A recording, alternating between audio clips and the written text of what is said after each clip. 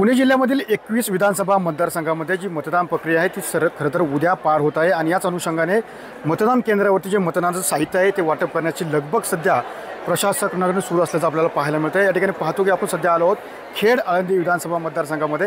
या ठिकाणी पाहतो की जे मतदान केंद्रावरती जे मतदानाचं साहित्य वाटप आहे ते सध्या सुरू असल्याचं चित्र या ठिकाणी पाहायला मिळतं आहे। एकंदरीत उद्या जी मतदान प्रक्रिया आहे ती पूर्ण पार पडणार आहे आणि त्याच अनुषंगाने प्रशासनाकडून कशाप्रकारे तयारी सुरू आहे याची आपण माहिती घेणार आहोत। आपल्यासोबत निवडणूक निर्णय अधिकारी आहेत। सर, मला सांगा की ज्या पद्धतीने उद्या मतदान होत आहे विधानसभेसाठी कशाप्रकारे मतदानाची प्रक्रिया आणि तयारी आहे?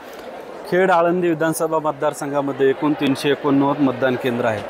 त्या मतदान केंद्रावर नियुक्त केलेले अधिकारी कर्मचारी यांच्या या ठिकाणी प्रशिक्षण पूर्ण झालेलं आहे। त्यांना साहित्य वाटपही झालेलं आहे। त्यांना नेमून दिलेल्या एसटी बसेसमधून ते आता आपापल्या मतदान केंद्रावर रवाना होण्यासाठी सज्ज झालेले आहे। एकंदरीत ज्या पद्धतीने मतदान होणार आहे मोबाईलची काय परिस्थिती असणार आहे? मोबाईल मतदान करताना वापरता येणार आहे का काय?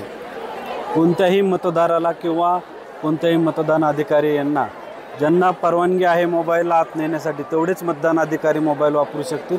एकाही मतदाराला आपल्या मतदान केंद्रामध्ये मोबाईल घेऊन जाता येणार नाही। तरी सर्व मतदारांना माझी विनंती असेल की आपण मोबाईल घेऊन मतदान केंद्रामध्ये प्रवेश करण्यासाठी येऊ नये, कारण आपल्याला पुन्हा मोबाईल ठेवण्यासाठी घरी जावं लागेल। तर सर्वांना आव्हान आहे की घरीच मोबाईल ठेवून आपण मतदानासाठी यावे।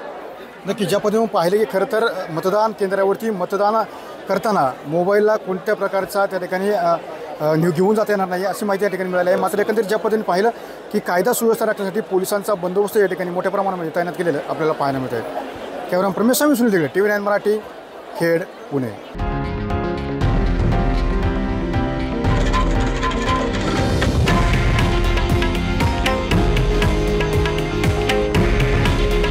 हे आहे देशातील नंबर 1 न्यूज नेटवर्क आणि आपण पाहत आहात TV9 मराठी।